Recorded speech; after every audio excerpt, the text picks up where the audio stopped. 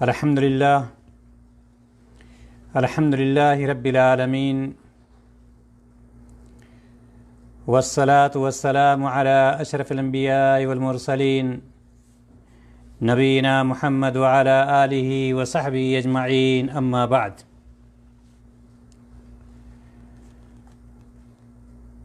محترم حضرات و خواتین، تمام قسم کی تعریف، حمد و ثنا اس اللہ رب العزت کے لیے جس نے یہ مبارک مہینہ ہمیں نصیب فرمایا، یہ مبارک گھڑیاں، یہ مبارک ایام جس سے ہم اور آپ ابھی گزر رہے ہیں۔ اللہ تبارک و تعالی ہمیں ان ایام میں زیادہ سے زیادہ نیک اعمال کرنے کی توفیق عطا فرمائے، آمین یا رب العالمین۔ اللہ اکبر لا الہ الا اللہ، واللہ اکبر وللہ الحمد۔ اللہ اکبر لا الہ الا اللہ، واللہ اکبر وللہ الحمد۔ اللہ اکبر کبیرہ والحمد للہ کثیرہ، سبحان اللہ بکرۃ واصیلا۔ محترم حضرات و خواتین، یہ بات کسی سے مخفی نہیں ہے کہ تخلیق انسانی کا مقصد صرف اور صرف اللہ تبارک و تعالیٰ کی عبادت ہے۔ حضرت انسان کو اللہ تعالیٰ نے جس مقصد کے لیے پیدا فرمایا ہے، وہ مقصد اللہ رب العزت کی عبادت کرنا ہے، اور اس بات کو قرآن مقدس میں اعلانیہ طور پر کہہ دیا گیا ہے، وَمَا خَلَقْتُ الْجِنَّ وَالْإِنسَ إِلَّا لِيَعْبُدُونَ، کہ میں نے انسان اور جنات کو صرف اور صرف اپنی عبادت کے لیے پیدا کیا ہے۔ اللہ رب العزت کی عبادت کرنا، یہی تخلیق انسانی کا مقصد ہے، اور اسی مقصد کی تکمیل کے لیے، اسی مقصد کو پورا کرنے کے لیے اللہ رب العزت نے انبیاء اور رسول مبعوث فرمائے۔ وَلَقَدْ بَعَثْنَا فِي كُلِّ أُمَّةٍ رَسُولًا أَنِ اعْبُدُوا اللَّهَ وَاجْتَنِبُوا الطَّاغُوتَ، جہاں پر ایک آیت میں یہ فرمایا گیا کہ انسان کو اللہ تعالیٰ کی عبادت کے لیے پیدا کیا گیا ہے، وہیں پر دوسری آیت اس بات کی بھی وضاحت کر رہی ہے کہ عبادت صرف اور صرف اللہ تعالیٰ کی جائے گی، غیر اللہ کی عبادت نہیں کی جائے گی۔ اور اللہ تعالیٰ نے ہر امت میں رسول بھیج کر کے اس چیز کو مزید واضح کر دیا، وَلَقَدْ بَعَثْنَا فِي كُلِّ أُمَّةٍ رَسُولًا أَنِ اعْبُدُوا اللَّهَ وَاجْتَنِبُوا الطَّاغُوتَ، کہ ہم نے ہر امت میں رسول بھیجا تاکہ لوگ اللہ تعالیٰ کی عبادت کریں، اللہ تعالیٰ کی عبادت کی طرف مڑ جائیں اور غیر اللہ کی عبادت سے باز آ جائیں۔ دونوں چیزیں یہاں پر ہیں۔ ایک تو یہ ہے، یہ کافی نہیں ہے کہ ایک شخص اللہ تعالیٰ کی عبادت کر رہا ہے اور غیر اللہ کی بھی عبادت کر رہا ہے تو چونکہ اللہ تعالیٰ کی عبادت ہو رہی اس لیے کوئی مسئلہ نہیں۔ وہاں پر ضروری ہے کہ اگر ہم اللہ تعالیٰ کی عبادت کرنے والے ہیں، اللہ تعالیٰ کو ماننے والے ہیں، تو ہمارے لیے ضروری ہے کہ غیر اللہ کی عبادت کی ہم نفی کریں۔ اور آپ اندازہ لگائیں، جب ایک شخص کوئی اسلام قبول کرنے آتا ہے تو ہم اس کو کیا پڑھاتے ہیں؟ وہ اقرار کرتا ہے زبان سے، تصدیق کرتا ہے دل سے، لا الہ الا اللہ، لا الہ، سب سے پہلے معبودان باطلہ کی نفی کرتا ہے۔ وہ سب سے پہلے وہ یہ کہتا ہے کوئی معبود برحق ہے ہی نہیں الا اللہ، مگر اللہ رب العزت کی ذات۔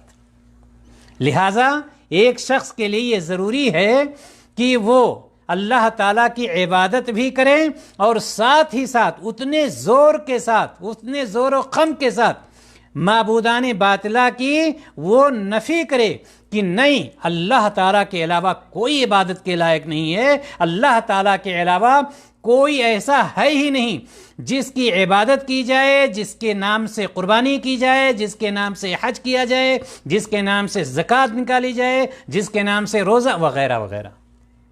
یعنی ساری عبادتیں خاص ہیں کس کے لیے؟ اللہ تبارک و تعالیٰ کے لیے۔ محترم حضرات و خواتین، جیسا کہ میں نے بتلایا کہ تخلیق انسانی کا مقصد، یعنی انسان اور جنات کے پیدا کرنے کا مقصد کیا ہے؟ اللہ تعالیٰ کی عبادت کرنا۔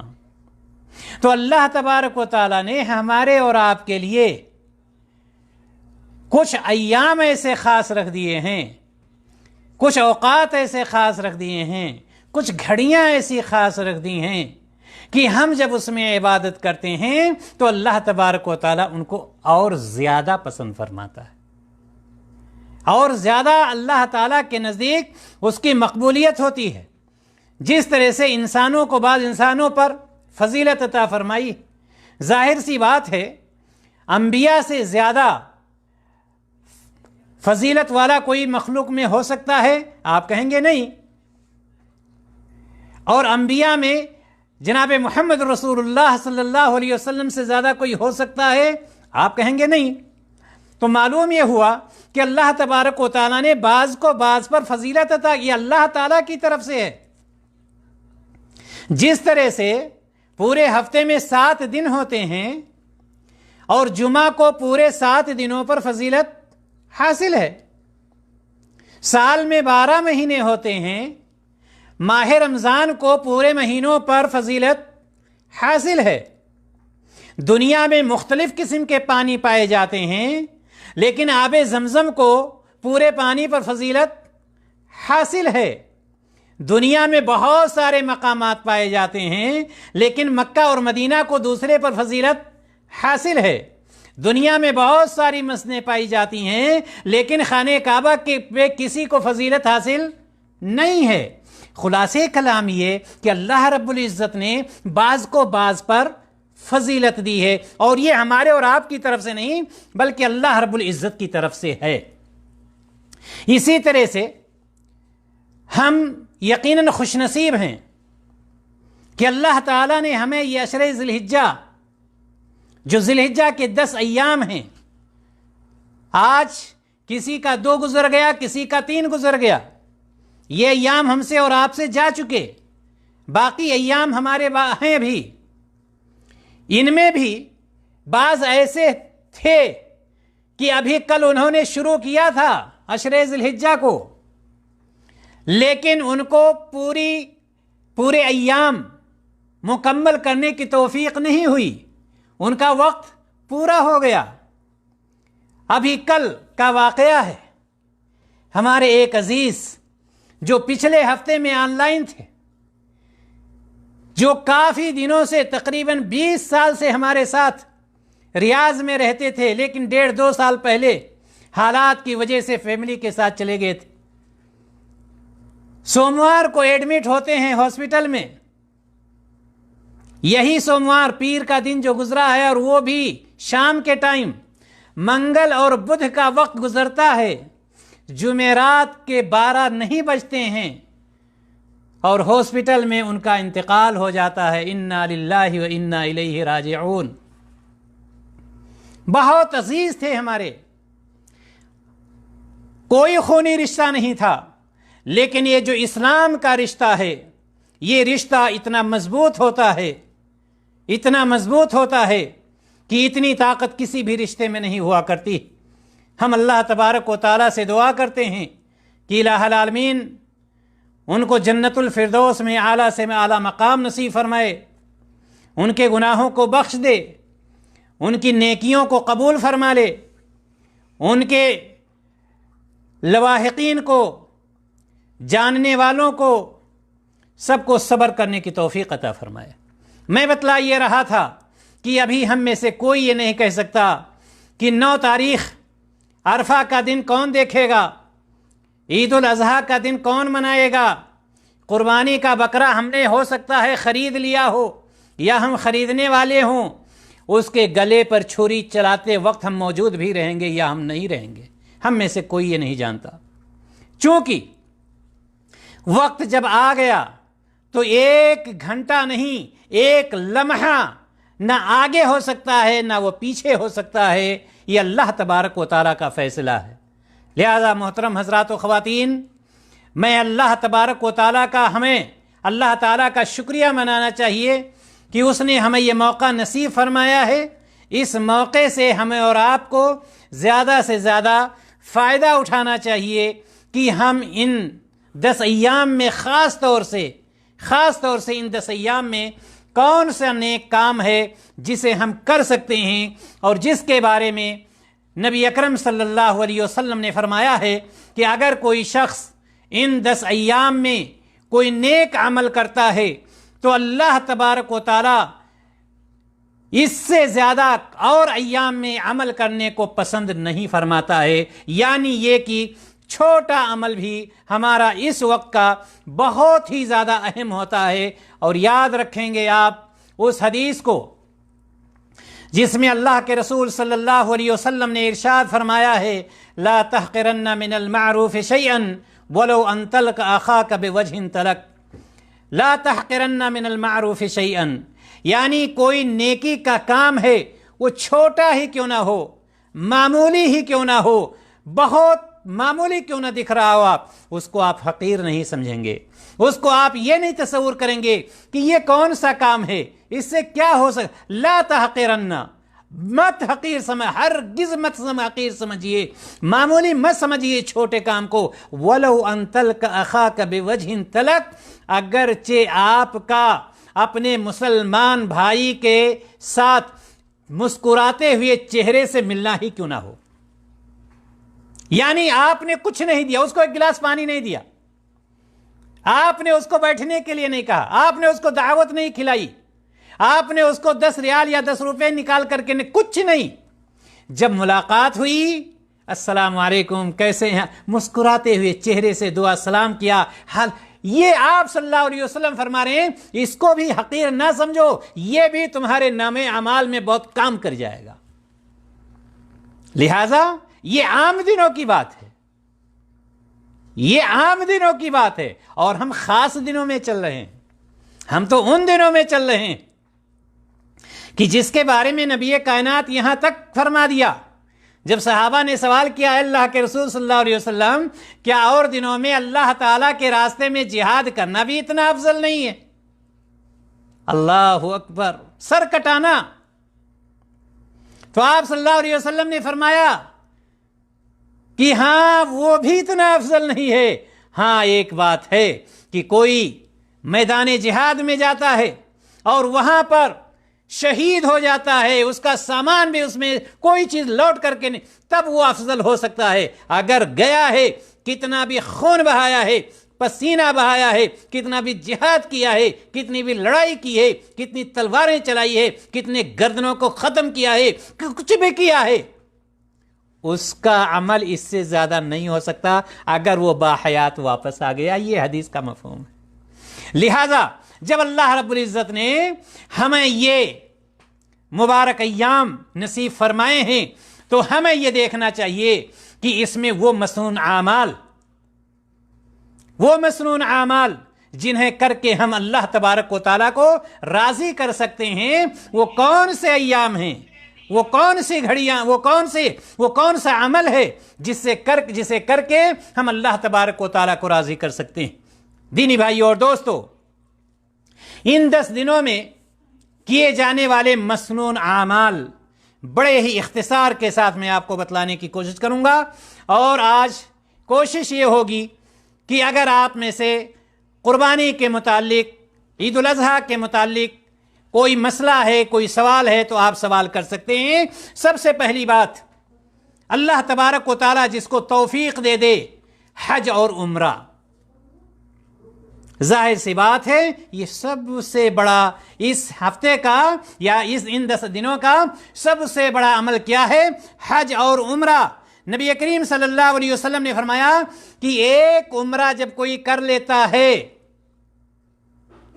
اور اس کے بعد وہ چلتا رہتا ہے، اور پھر دوسرا عمرہ جب اللہ تبارک و تعالیٰ اس کو کرنے کی توفیق دیتا ہے تو جو اس نے دوسرا عمرہ کیا تھا اس بیچ میں جتنی غلطیاں ہوتی ہیں یہ دوسرا عمرہ جو ہے اس کے غلطیوں کا کفارہ بن جاتا ہے۔ اللہ تبارک و تعالیٰ سب کو نصیب فرمائے۔ جن دنیا کے تمام مسلمان جنہوں نے اب تک حرمین شریفین کی زیارت نہیں کی ہے، الہ العالمین ان کو حج اور عمرہ کرنے کی توفیق عطا فرمائے، اور جو خوش نصیب اس سال حج اور عمرہ کر رہے ہیں الہ العالمین آسانیاں عطا فرمائے اور ان کے تمام ارکان اور واجبات کو قبول فرمائے اور اس میں آسانی عطا فرمائے۔ تو میں آپ کو یہ بتلا رہا تھا کہ اللہ کے رسول صلی اللہ علیہ وسلم نے ہمیں اور آپ کو جو طریقہ بتلایا ہے وہ یہ کہ یہ ایام جو ہیں اس میں مسنون اعمال میں سے سب سے اہم عمل کیا ہے؟ حج اور عمرہ کرنا ہے۔ آپ صلی اللہ علیہ وسلم نے فرمایا الحج المبرور لیس لہ جزاء الا الجنہ۔ قربان جائیے، جس نے حج کیا ہے وہ جانتے ہوں گے کہ قربان حج کا منظر ہی کیا ہوتا ہے۔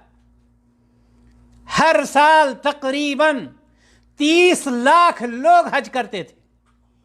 اس سال کتنے لوگ جانے والے ہیں حج پہ؟ صرف اور صرف 10,000، صرف اور صرف 10,000۔ آپ اندازہ لگائیے، منا میں، عرفہ میں، مزدلفہ میں، مکہ میں، ان جگہوں پر تقریباً 60 سے لے کر 80,000 فورسز ہوتی تھیں، اور اس سال سے حج کرنے والے مکمل کتنے ہیں؟ 10,000۔ لیکن ہو سکتا ہے اس میں بھی اللہ تعالیٰ کی کوئی حکمت ہو، کوئی مصلحت ہو، کوئی چیز حکمت سے خالی نہیں ہوتی ہے۔ اسی طرح سے ایک عمل تو یہ ہے حج اور عمرہ کرنا، جو کہ آج ہم جہاں سے بھی آن لائن ہیں، جہاں پر بھی بیٹھے ہیں، بلکہ ہم تو شہر ریاض میں بیٹھے ہیں، یہاں سے بھی جانا مشکل ہی نہیں بلکہ ناممکن ہے اس وقت جو حالات بنے ہوئے۔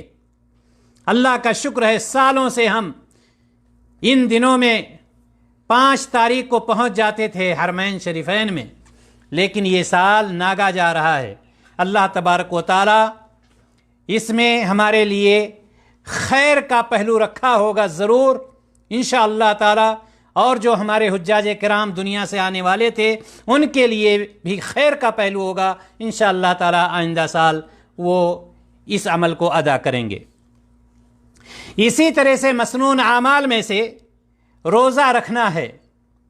روزہ رکھنا، نبی کریم صلی اللہ علیہ وسلم 9 دنوں کا روزہ رکھتے تھے، 1 ذی الحجہ سے لے کر کے 9 ذی الحجہ تک، 1 ذی الحجہ سے لے کر کے 9 ذی الحجہ تک۔ اس لیے ہمیں اور آپ کو چاہیے کہ ہم روزہ رکھ کر کے یہ عمل کر کے اللہ تبارک و تعالیٰ کو راضی کریں، چونکہ اللہ کے رسول صلی اللہ علیہ وسلم نے فرمایا کہ جو شخص اللہ کی راہ میں 1 روزہ رکھتا ہے، 1 دن کا روزہ، اللہ تبارک و تعالیٰ اس کے بدلے میں اس کے چہرے کو جہنم سے 70 سال کی مسافت تک دور کر دیتا ہے۔ 70 سال۔ آپ جہاں بیٹھے ہیں نا، پاکستان میں، ہندوستان میں، یا جہاں بھی بیٹھے ہیں، اگر وہاں سے پیدل چلیں تو ریاض پہنچنے میں 70 سال نہیں لگیں گے، یا لگیں گے 70 سال؟ 70 سال نہیں لگ سکتے ہیں، پیدل آئیں گے تب بھی 70 سال۔ اللہ تبارک و تعالی اگر کوئی شخص 1 دن کا روزہ رکھتا ہے، صرف 1 دن کا، تو اس کے چہرے کو جہنم سے اتنا دور کر دیتا ہے کہ 70 سال پیدل چلتا رہے تب جا کر کے۔ اور اگر جس نے 9 روزے رکھ لیے اور ہر سال روزے رکھے، ہر پیر اور خمیس کا، جمعرات کا روزہ رکھا، اس نے ایام 20 کے روزے رکھتے رہے، اب اندازہ لگائیے کتنے جہنم سے کتنی دوری ہوتی اس کی چلی گئی۔ یہ عام دنوں کی بات ہے نا، یہ عام دن، اور ہم بات کر رہے ہیں کس کی؟ خاص جس میں عمل کرنا، یعنی آپ کا روزہ رکھنا، دوسرا شخص جہاد کر رہا ہے، آپ کا روزہ رکھنا اس سے زیادہ بہتر ہے، آپ کا روزہ رکھنا اس سے زیادہ بہتر ہے۔ لہذا ان میں ایک عمل یہ خاص ہے کہ ان دنوں میں اگر ہم 9 روزہ نہیں رکھ سکتے ہیں تو کم از کم 5 روزہ رکھ لیں. 5 بھی نہیں رکھ سکتے ہیں تو جتنے جمعرات اور سوموار آئیں ان کا تو روزہ ہم رکھ لیں. جب اللہ تعالیٰ کے بارگاہ میں حاضر ہوں تو اپنے رب سے ہم یہ کہیں اے اللہ تیرے نبی کی یہ بھی حدیث تھی کہ عشرہ ذی الحجہ میں روزہ رکھنا ہے، اس حدیث پر بھی میں عمل کر کے آیا. ہم اس کے لائق تو رہیں کہ ہم اللہ تعالیٰ کے سامنے یہ بات کر سکیں، اپنی بات کو پیش کر سکیں. تو یہ نمبر 2 روزہ رکھنا. نمبر 1 حج اور عمرہ کرنا. ظاہر سی بات ہے ہمارے اور آپ کی طاقت سے یہ چیز ابھی باہر ہے، لیکن ہم روزہ اپنے گھروں میں رکھ سکتے ہیں. لہٰذا ہمیں چاہیے کہ ہم جتنا زیادہ ہو سکے ابھی جو ایام باقی ہیں اس میں ہم روزہ رکھنے کی کوشش کریں، خود بھی رکھیں، بچوں کو بھی رکھوائیں. اس میں بچوں کی تربیت ہوگی. کل ہم نہیں ہوں گے، ہمارے بچے کہیں گے ہاں عشرہ ذی الحجہ میں ابو امی روزہ رکھا کرتے تھے، ہمیں روزہ رکھنا ہے. لیکن اگر رمضان میں بھی امی ابو پورے دن کھاتے رہیں تو وہ بچے بھی کہیں گے کون کہتا ہے عشرہ ذی الحجہ، ہمارے امی اور ابو تو رمضان میں بھی کھاتے پیتے رہتے تھے، پورا دن کھاتے پیتے رہتے تھے. لہٰذا ایک طرف تو اللہ تبارک و تعالیٰ کے ہاں ہماری مقبولیت ہوگی، اور دوسری بات یہ کہ ہمارے گھر میں تربیت بھی ہوتی رہے گی اور ہمارے گھر میں رحمت نازل ہونا شروع ہو جائے گی. اسی طرح سے محترم حضرات و خواتین، ایک خاص چیز اور ایک خاص مسئلہ جس کو ہمیں جاننا بہت ہی زیادہ ضروری ہے، عرفہ کا روزہ. عرفہ کا روزہ پچھلے ہفتے میں بھی میں نے بتلایا تھا اشارتاً، اور آج پھر میں بتلا رہا ہوں کہ انہی اعمال میں سے، مسنون اعمال میں سے عرفہ کا روزہ بھی ہے. عرفہ کا روزہ کون سا دن ہوتا ہے؟ ظاہر سی بات ہے ایک ہی دن ہے، وہ 9 ذی الحجہ. 9 ذی الحجہ. عام طور پر یہ کس دن کو کہا جاتا ہے؟ یہ اس دن کو کہا جاتا ہے جب حجاج کرام کہاں ہوتے ہیں؟ عرفہ کے میدان میں ہوتے ہیں. اور دوسری بات یہ بھی جان لیں، عرفہ کا روزہ ان لوگوں کے لیے ہے جو اس سال حج نہیں کر رہے ہیں. یہ نہیں کہ وہ حج کر رہے ہیں، عرفہ میں ہیں اور وہاں پر روزہ رکھیں گے، نہیں، ان کے لیے نہیں ہے. یہ ان لوگوں کے لیے ہے جو اس سال حج نہیں کر رہے ہیں.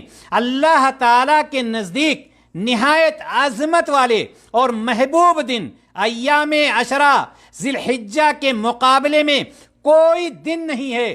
کون سا یہ دن ہے؟ 9 ذی الحجہ، عرفہ کا دن. عرفہ کا دن. لہٰذا ہمیں چاہیے کہ ایسے دن میں ہم روزہ رکھیں. اس کا ثواب کیا ہوگا؟ آپ صلی اللہ علیہ وسلم نے فرمایا، یوم عرفہ کے روزہ کے متعلق نبی کریم صلی اللہ علیہ وسلم سے جب پوچھا گیا تو آپ نے فرمایا کہ امید ہے کہ وہ پچھلے 1 سال اور آنے والے 1 سال کے گناہوں کے لیے کفارہ بن جائے. یعنی ایک روزہ 12 گھنٹہ 14 گھنٹہ بھوکا اور پیاسا رہنا اور 2 سال کے گناہوں کو ختم کر دینا. 2 سال کے گناہ ختم، کفارہ بن جاتا ہے ایک روزہ رکھنا. اب سوال یہاں پر یہ پیدا ہوتا ہے کہ یہ روزہ ہمیں رکھنا کس دن ہے؟ عام طور پر اس وقت یہ باتیں چلتی رہتی ہیں. لہذا آپ یاد رکھیے گا، آپ کا عرفہ کا روزہ 9 ذی الحجہ کا روزہ ہوگا. جس دن آپ کے یہاں عید ہونے والی ہے اس سے 1 دن پہلے، جس دن آپ کے یہاں عید ہونے والی ہے اس سے 1 دن پہلے آپ یہ نہیں غور کریں گے کہ سعودیہ میں روزہ کب رکھا جا رہا ہے، سعودیہ میں حجاج کرام عرفہ کے میدان میں کب ہیں. نہیں، جس پر اتفاق ہے تمام علماء کا وہ یہی ہے، جس طرح سے آپ اپنا چاند دیکھ کر کے دوسرے کام شروع کرتے ہیں، اسی طرح سے جس دن آپ کے یہاں بقر عید کی نماز ہوگی، عید الاضحیٰ کی نماز ہوگی، اس سے 1 دن پہلے اس دن آپ کو روزہ رکھنا ہے. یہ عرفہ کا روزہ کہلائے گا. اور ہماری یہ دعا ہے اللہ تعالی ہم سب کو یہ توفیق دے کہ ہم پورے 9 دن کے روزے رکھ لیں، سارے شکوک و شبہات سے دور ہو جائیں. یہ تو اور بہت خوشی کی بات ہے. اس سال یہاں پر سعودیہ میں عید الاضحیٰ کس دن پڑ رہی ہے؟ جمعرات کے دن، جمعہ کے دن شاید جمعہ کے دن عید الاضحیٰ کی نماز ہو رہی ہے سعودیہ میں، جی ہاں جمعہ کے دن پڑھ رہی ہے. آپ کے یہاں ظاہر سی بات ہے سنیچر کا دن ہو جائے گا، ہفتے کا دن ہو جائے گا. لیکن یاد رکھیے جس دن اب آپ کے یہاں جب سنیچر کے دن ہو رہی عید، گویا کہ 9 ذی الحجہ آپ کا جمعہ کو پڑے گا، 9 ذی الحجہ آپ کا جمعہ کو پڑے گا. لہٰذا آپ اس کا خیال رکھیں کہ وہ دن ہمیں روزہ رکھنا ہے، پہلے ہو سکے یا نہ ہو سکے. بس یہ خیال رکھیے گا اس وقت شیطان آپ کو کشمکش میں نہ ڈال دے کہ کس دن ہم روزہ رکھیں. کنفرم ہو گیا ہوگا اب تک پاکستان میں بھی، ہندوستان میں بھی، نیپال میں بھی، سعودیہ میں تو بہت دن پہلے کنفرم ہو گیا ہے کہ عید کی نماز کس دن ہوگی. عید کے پہلے والا دن ہمارا عرفہ کا روزہ رکھنے کا دن ہے، جس کا ثواب نبی اکرم صلی اللہ علیہ وسلم نے فرمایا کہ اگر کوئی شخص عرفہ کا روزہ رکھتا ہے تو میں امید کرتا ہوں کہ اس کے 1 سال اگلے اور 1 سال پچھلے کے گناہوں کا وہ روزہ کفارہ بن جائے گا. یہ تیسرا عمل مسنون عمل ہے.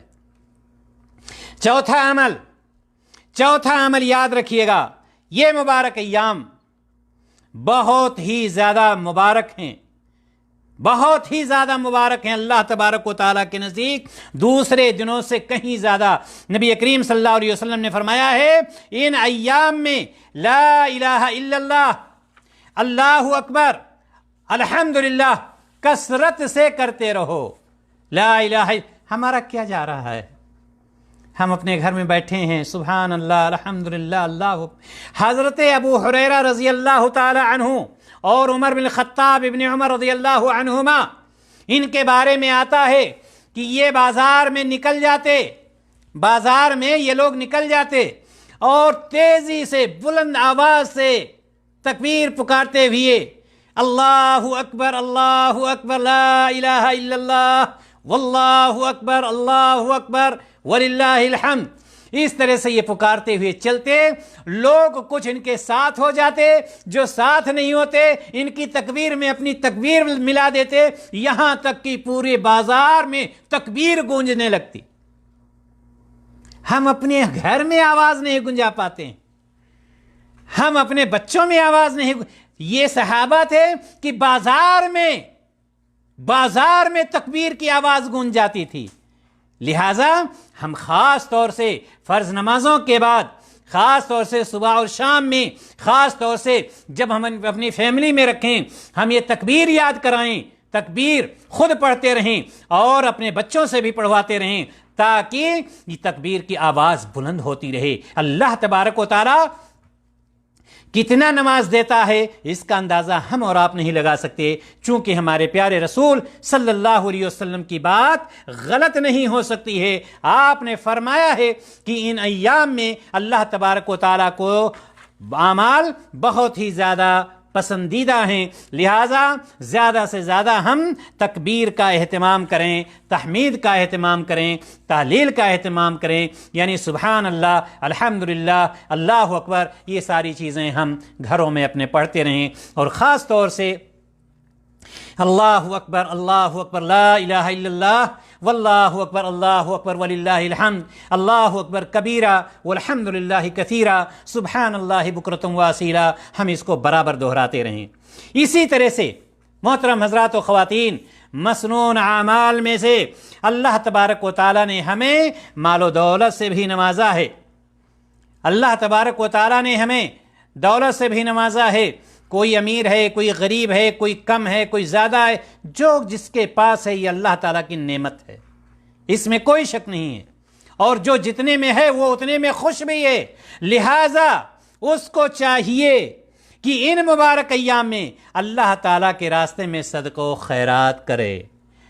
اللہ تعالیٰ کے راستے میں وہ صدقہ و خیرات کر کے اللہ تبارک و تعالیٰ کے شکر گزار بندوں میں سے بنے کہ اللہ تو نے مجھے دیا ہے اور آج میں تیرے راستے میں خرچہ کرتا ہوں، میں تیرے ان بندوں پر خرچ کرتا ہوں جو پریشان حال ہیں، جو غریب ہیں، جو مسکین ہیں، جو بیوہ ہیں، جو یتیم ہیں، جو پریشان حال ہیں، جو مریض ہیں. اے اللہ تیرے یہ بندے ہیں، تو نے ہمیں دیا ہے، ہم تیرے راستے میں خرچ کرنے والے ہیں. اللہ تعالیٰ فرماتا ہے کہ اے ایمان والو جو ہم نے تمہیں دے رکھا ہے اس میں سے خرچ کرتے رہو۔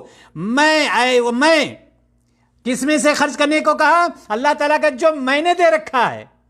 دیکھیے خود وہ کہہ رہا میں نے، وہ کہہ رہا ہے تمہارے اندر اتنی طاقت نہیں ہے، تم نہیں حاصل کر سکتے۔ کہتا ہے اللہ تعالیٰ کہ اس سے پہلے کہ وہ دن آئے جس میں نہ تجارت ہے، نہ دوستی ہے، اور نہ شفاعت، اور کافر ہی ظالم ہیں۔ یعنی قیامت کا دن کوئی دوستی کام آئے گی؟ کسی کی سفارش قائم آئے گی؟ کوئی گھوس پھوس دائیں بائیں لیفٹ رائٹ والا جو دنیا میں چل رہا ہے کچھ ہو پائے گا وہاں پر؟ اللہ تبارک و تعالیٰ کہہ رہا ہے کہ جو میں نے تمہیں دے رکھا ہے ایمان والو میرے راستے میں خرچ کرو، اس سے پہلے کہ وہ دن آ جائے کہ تجارت ختم، دوستی ختم، لین دین ختم۔ اس دن کے آنے سے پہلے میرے راستے میں خرچ کر کے اپنا راستہ سیدھا کر لو۔ اور نبی کریم، کچھ لوگ تو یہ کہتے ہیں نا کہ پیسہ خرچ کر دیں گے تو کھائیں گے کیا؟ پیسہ خرچ کر دیں گے، لاک ڈاؤن چل رہا ہے تو ہم کھائیں گے کیا؟ نبی کریم صلی اللہ علیہ وسلم فرماتے ہیں کسی مال کا صدقہ نکالنا اس مال کو گھٹاتا نہیں ہے۔ اللہ تعالیٰ کے راستے میں خرچ کر کے تو دیکھیے، کیا اس سے کمی لازم آتی ہے؟ نہیں کمی۔ ہاں یہ ایک چیز ضرور ہے کہ آپ کا جو مال ہے وہ مال پیور ہو جاتا ہے، پیور صاف ستھرا ہو جاتا ہے، صفائی ہو جاتی، میل کچیل جتنا ہے نا سب نکل گیا۔ خالص دودھ، پورے بازار میں لے کر کے ڈبہ تلاشیے، خالص دودھ نہیں پائیں گے۔ اس طرح سے خالص مال ہو جاتا ہے جب کوئی شخص صدقہ نکال دیتا ہے، اللہ تعالیٰ کے راستے میں خرچ کر دیتا ہے۔ اور خاص طور سے ایسے اوقات میں جب کوئی دیکھے کہ کوئی بندہ پریشان حال ہے، کوئی بندہ بھوکوں مر رہا ہے، کھانے کے لیے نہیں ہے، پہننے کے لیے نہیں ہے، 2 ٹائم کا کھانا اس کے پاس میسر نہیں ہے، اگر ایسے وقت میں آپ چلے جاتے ہیں اور اس کو 2 ٹائم کا کھانا دے دیتے ہیں، اللہ تبارک و تعالیٰ کے نزدیک اس سے زیادہ محبوب عمل کوئی نہیں ہوتا ہے۔ اور یاد رکھیے گا، اگر خرچ بھی کریں تو ایسا نہ کریں کہ 10 روپیہ خرچ کریں، 10 ریال خرچ کریں اور 10 لوگوں سے بتلائیں کہ وہ بہت پریشان تھا، میں جا کر کے اس کو یہ دے آیا ہوں۔ صحیح مسلم کی روایت کہ قیامت کا دن ہوگا اور اللہ تبارک و تعالیٰ کچھ لوگوں کو سایہ عطا کرے گا اس میدان میں، جس میدان میں کوئی سایہ دار درخت نہیں، کوئی سایہ دار چیز نہیں ہوگی۔ تو اللہ تبارک و تعالیٰ اللہ کے رسول صلی اللہ علیہ وسلم فرماتے ہیں کہ کچھ لوگوں کو سایہ عطا کرے گا، ان میں سے ایک شخص وہ ہوگا جس نے اپنے دائیں ہاتھ سے خرچ کیا ہوگا، بائیں ہاتھ کو خبر نہیں ہوگی، یعنی اس نے اعلان نہیں کیا ہوگا، شہرت طلبی نہیں ہوگی اس کے اندر، ریاکاری نہیں ہوگی اس کے اندر، دکھاوا نہیں ہوگا اس کے اندر، تو اللہ تبارک و تعالیٰ اس میدان میں اپنا خاص سایہ عطا کرے گا۔ لہٰذا اللہ تعالیٰ نے جب ہمیں دیا ہے، اللہ تعالیٰ نے جب ہمیں نوازا ہے، تو ہمیں چاہیے کہ ہم اللہ تعالیٰ کے راستے میں اللہ تعالیٰ کے بندوں پر خرچ کریں۔ یہ بھی مسنون اعمال میں سے ہے۔ اور آپ یہ جانتے کہ صدقہ و خیرات کرنے سے مصیبتیں رک جاتی ہیں، صدقہ و خیرات کرنے سے مصیبتوں سے نجات مل جاتی ہے۔ دونوں میں فرق ہے، ایک ہے کہ مصیبت کا کوئی شخص شکار ہے تو اس سے نجات پا جاتا ہے، اور ایک یہ ہے کہ کسی شخص پر مصیبت آنے والی ہوتی ہے اور اس کو خبر نہیں ہوتی ہے تو اللہ تبارک و تعالیٰ اس کو روک دیتا ہے۔ لہٰذا تھوڑا زیادہ جو بھی جس کو اللہ تعالیٰ توفیق دے، اللہ تعالیٰ کے راستے میں خرچ کرنا چاہیے۔ نمبر 6 مسنون اعمال میں سے قرآن کریم کی تلاوت۔ قرآن کریم کی تلاوت کا بہت ہی بڑا مقام ہے، بہت بڑا مقام و مرتبہ ہے، لیکن خصوصاً ان مبارک ایام میں جو یہ 10 دن ہیں، ظاہر سی بات ہے پورے سال اللہ کے رسول صلی اللہ علیہ وسلم نے کیا فرمایا؟ ایک حرف اگر کوئی قرآن مقدس سے پڑھتا ہے تو اس کو کتنی نیکیاں ملتی ہیں؟ کم سے کم 10 نیکیاں کم سے کم ملتی ہیں۔ یہ عام دنوں کی بات ہو رہی ہے، ایک بات۔ اور دوسری بات، اگر کسی نے سورۃ البقرہ شروع کیا اور کہا الف لام میم، تو اللہ کے رسول صلی اللہ علیہ وسلم فرماتے ہیں کہ میں یہ نہیں کہتا کہ اگر کسی شخص نے کہا الف لام میم وہ ایک ہے، آپ نے فرمایا الف ایک حرف ہوا، لام دوسرا ہو گیا، میم تیسرا ہو گیا، یعنی کم سے کم الف لام میم کہنے کا کتنا ثواب؟ 30 کم سے کم۔ یہ عام ایام کی بات ہو رہی ہے۔